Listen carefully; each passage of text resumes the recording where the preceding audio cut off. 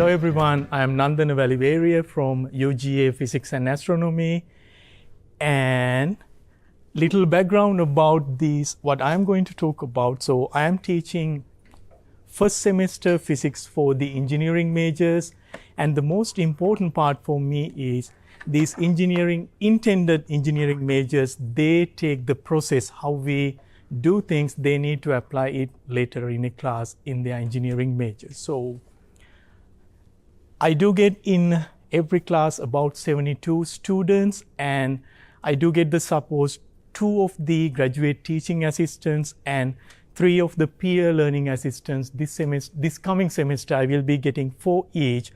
And Monday, Wednesday, Friday, we meet.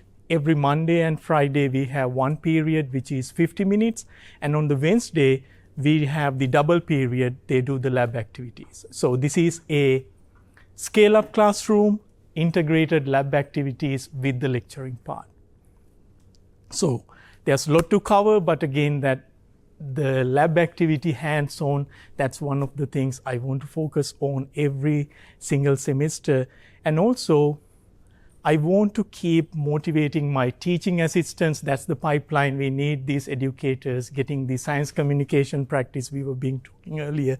And also, the ones I'm going to present or talk about in next few minutes, these are the total projects I created with my graduate teaching assistants for them to be better and better educators. And one of the highlights is, so for each class, I get 3 peer learning assistants, and I had 3 sections last semester and the semester before.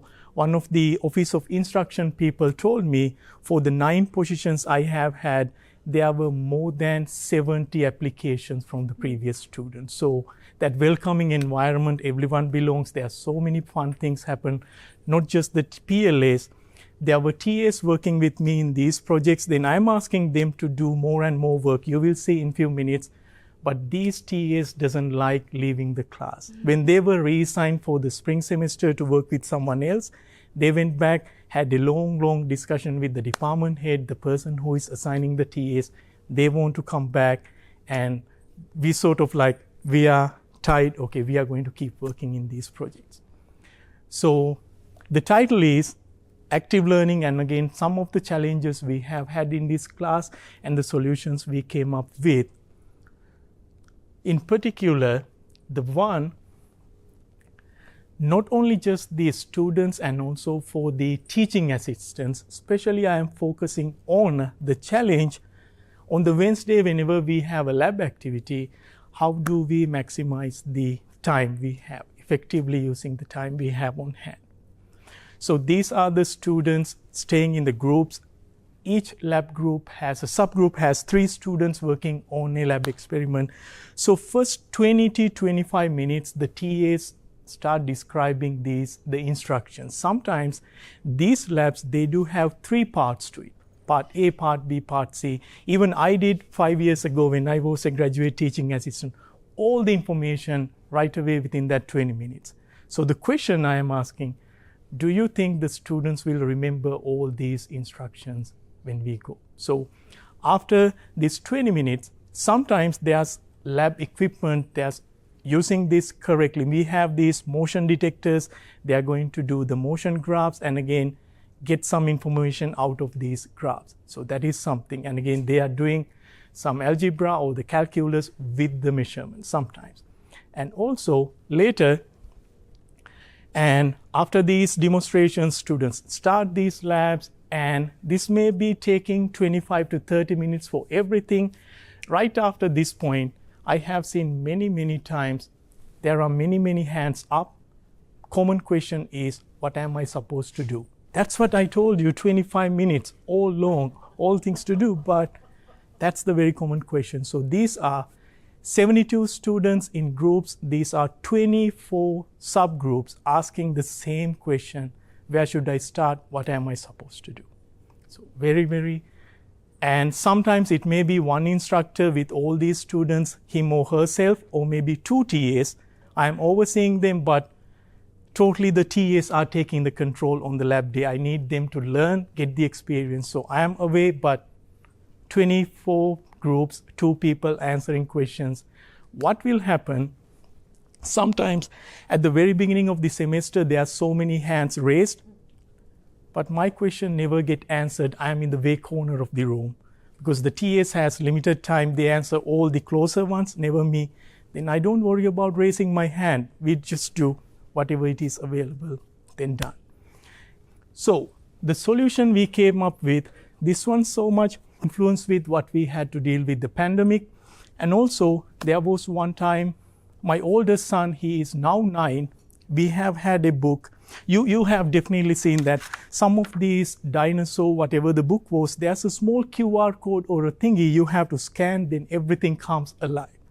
I mean, in the video. So moving pictures, that's one thing when I thought, how about I am going to ask the TAs, they are going to pre-record a really short video of the lab instructions. So these are integrated labs, everything. If we are done teaching about the Newton's second law, the next Wednesday is going to be a lab. So really, they are going to use in these slides, some of my slides, the equations they have seen. So we make the connection, you go apply. And this is the work I'm asking the TAs to do. You have to go record a video. So nowadays, what I think, when these people graduate in 3, 4, 5 years, nobody asks them, would you feel comfortable teaching an online class? We accept, we all are familiar, comfortable teaching online. That's what more of us do these days. So they are getting ready that way as well.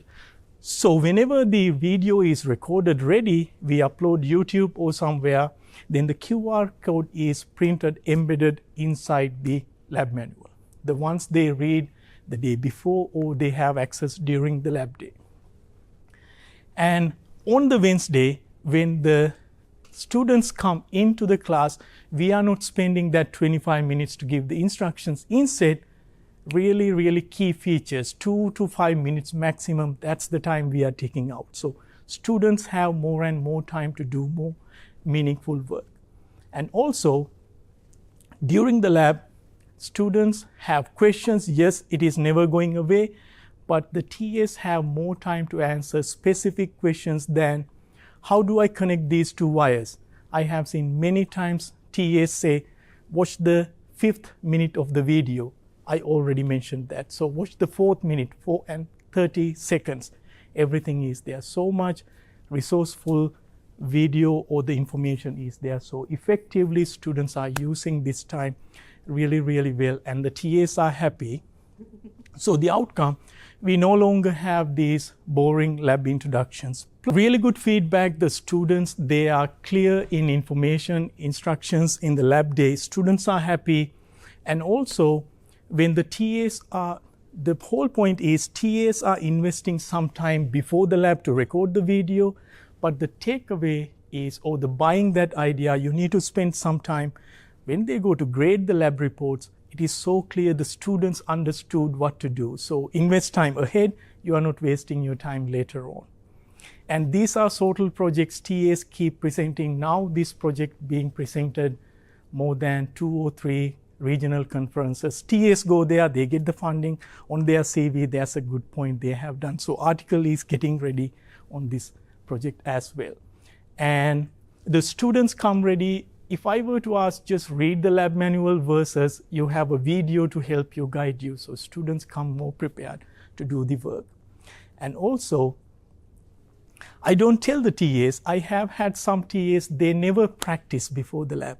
I have had a situation, the 2 TAs, they were fighting with each other what lab we are teaching today in front of the students, which is really embarrassing. Nobody believes you after that because you are not prepared. They don't realize that. So I don't tell them, but I make them, they practice the lab before they are recording the video.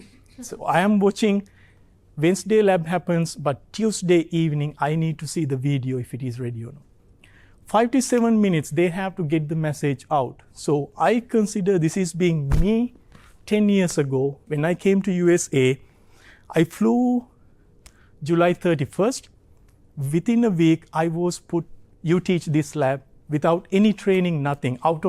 So this side of the world to the other side of the world, totally different culture, language barrier, everything. You go teach a lab without any training. I saw the same similar person a couple of years ago. a graduate student who worked under me. First week, whenever we had the lab, he was behind the tables, almost closer to the wall. Any question, that TA is the one answering. I am not going forward. Me going the same 10 years ago. But after creating these videos, within 3, 4, 5 weeks, I have seen this person coming forward again and again answering questions. By the end of the semester, that TA was the one leading all the Q&A sessions. So this is really helping professional development, science communication as well. So when I had this idea, I shared this idea with one of the TAs who was, by that time he signed up to do the astrophysics PhD. And after doing this project, within 1 week, he wanted me to be the major advisor for his program. And he graduated with his master's. He is now in Navy. He started yesterday. He wanted to be an astronaut. So science communication, doing this stuff. So there's career path change, but again, for the good, they are thinking about. So this is really, really helping people. And also, they're answering questions, but not these really easy procedure questions, but how to do this stuff. This one is really, really important for us, all of us, the resources availability.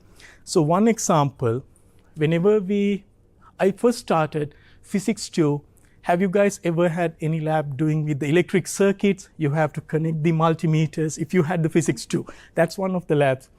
We have to really be careful whenever you use the multimeter as a voltmeter or an ammeter, because current going through matters, however the setting you are using. They read the lab manual. We believe they come reading, but it doesn't mean everything how bad it could go.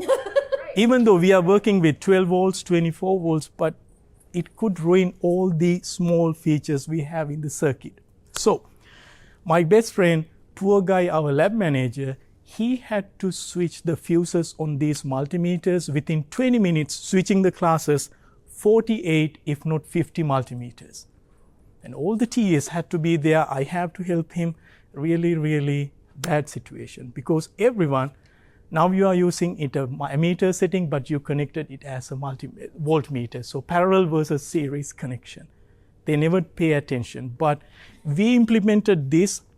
After that implementation, we had only 3 or 4 multimeters with the fuses gone. And again, dead batteries, something could be, but I'm not saying it is going to take away everything, but there are so many good implications. And whenever we have a multimeter or instrument gone, you know how hard it is to get one back.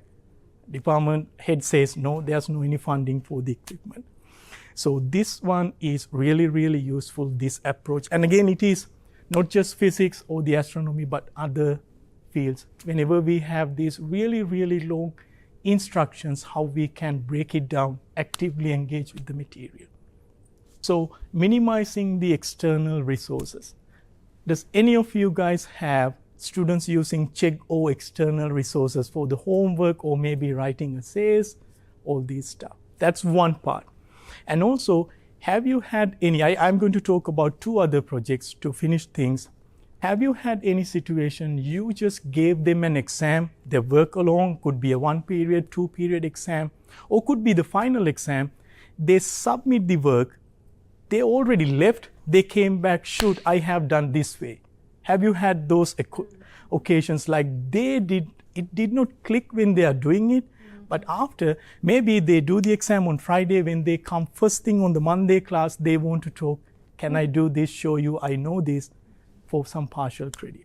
So that's the second point I want to talk about. So this one right here, this is a small lottery card kind of thing. And again, really my favorite fun activity to do in the class.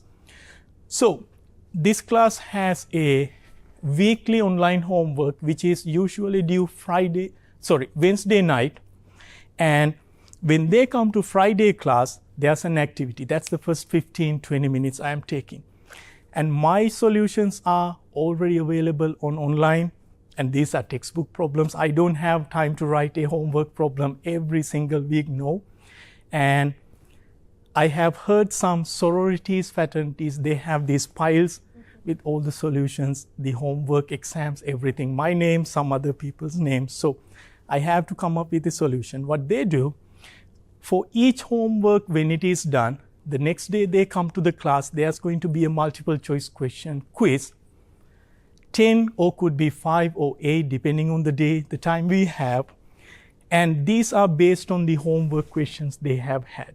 So I really want to make sure they knew what they were doing in that previous homework. Because after 3 or 4 homework sets, there's a midterm, I am assessing them, how they learn. And also this week's material developed for the next week, these 2 weeks for the 3rd week. So they really need to know. So 10 multiple choice questions, I take 2 rounds. This is the same thing like when they take a quiz or exam, they are multiple choice questions, they bubble the answer in a bubble sheet, and they don't know whether the answer is correct or wrong unless we grade it and return it to the students. They could guess the answers. Oh, I'm really confident this is the answer. They have to submit it, the first round done, same 10 questions, now they are using these cards, working in a group. If they get the correct answer, so 50 points round 1, 50 points round 2. If they get the correct choice answer, this one first round, that is 5 points for the second round they are doing. And I love it, really good, they know what's going on. Sometimes, as I was telling you, it could be the loudest voice in the group, this is the answer, everyone picked that, they scratch it. But sometimes we may have this type of situations. My favorite is not the first one. We all guessed, and I'm not sure what's going on, but after 2 or 3 or 4 scratches, we find the correct answer. They are looking for this star location. And again, there's no way they can see through. Someone, psychology person developed this, so they cannot see the star location. Star location is changing from the corner to the center. So I love it. And they cannot do these sneaky little scratches to see whether it is here, whether it is here. So I love this opportunity whenever this happens. Sometimes like these, whenever they find the correct answer. I love these fist bumps, aha moments, because that's the learning thing happens. It is not guessing answers. It is about everyone coming to agreements, peer learning, everything, so much fun happens. And also on the back end, I am confirming they leave the week, Friday class, knowing what happened throughout the week. So the other thing is that the exam correction videos, so they take the exam on the Friday, and again, these wonderful TAs, they are working really, really well with me. Usually the TAs get a week to grade the exams, return them, but for these guys, they grade it overnight on Friday, then everyone takes the weekend back. First thing when they come to the Monday class, we return the exam. So they still remember what mistakes they have done, or at least they remember how they argued for the problem, the process. And I do have 5 multiple choice questions, 2 longer questions. They can pick these 2 longer questions. If they had points missed in those longer questions, pick one, make a video, submit it to get the half points back. So whatever the mistake I have done, I am going to learn from that mistake. So I have seen more than half of the class submitting these videos in the first midterm, the number of submissions getting smaller as we move from midterm 2 to the midterm 3, and the grades keep going up. And again, it is not for all 72 students, but the majority are thriving because all these physics material is the building blocks they keep developing on these ones they are going to have. Yes, this one I'm just throwing it as if we have extra time, if people have more questions. So this one, AI, so predicting their grades. So this is where the students make these mistakes, midterm 1 to midterm 2 to midterm 3, how we can predict their grades earlier than we all get these emails like, let's say last 2 weeks of the semester, a week before the final exams, they are calculating their grades. I will do anything if I can bump my grades. So what are the opportunities to make partial credit? So there's movies about that. I will do anything, everything. But again, can we use some in-class activities or the classroom performances, homework grades, minute papers, quizzes, what we do. So it is, for me, the idea, this is a brand new project we are starting this summer to show them projection, are you hitting A or A minus, how we can go from A minus to A early on the semester, not just halfway through. So this is something like, in my head, I say like it is inside they are logging into the Macmillan, whatever textbook, they can see like a badge system or a round A's filling up, something like that. They can assess where they stand inside the course.